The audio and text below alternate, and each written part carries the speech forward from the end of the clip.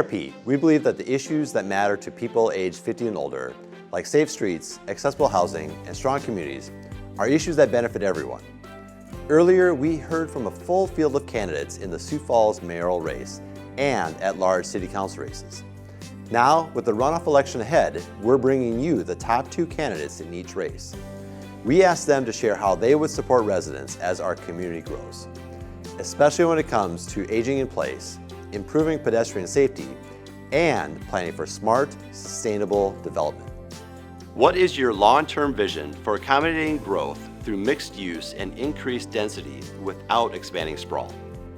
So as mayor, my vision would really be to focus on that smart growth, not just the sprawl. Now, I believe in the free market and where the demand is. However, we know that as we continue to expand, it's very expensive. It's very expensive to put the roadways in, the infrastructure, and maintain them.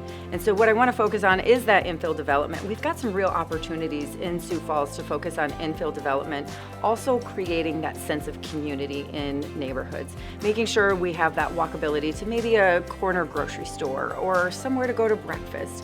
It allows us as neighbors to look out for one another and also know, hey, is something going on over at Bob's house, because Bob hasn't been out of his house for a while. That sense of community is what is so important as we continue to grow as a community. You know, recently the City Council did just pass a new ordinance that allows for midtown mixed use.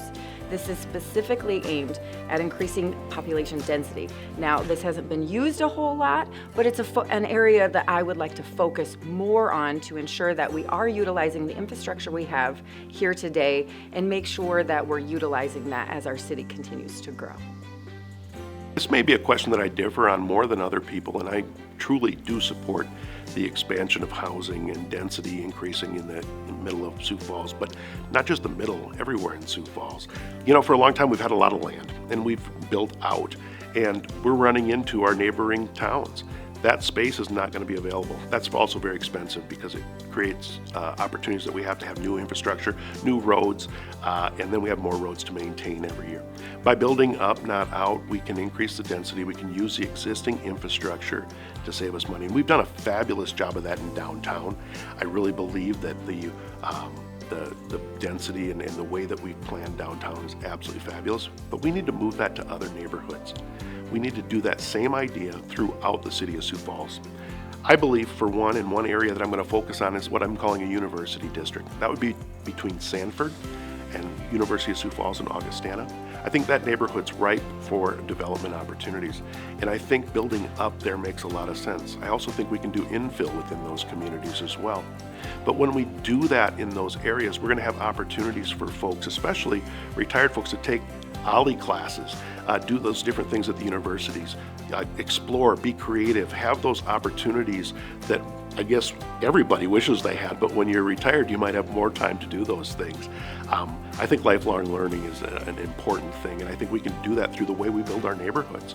Also, being close to the medical centers in town and being able to be right there where the medical needs are met absolutely makes sense. So creating a university district would be on my list of one of those tangible items that we can measure right out of the get-go.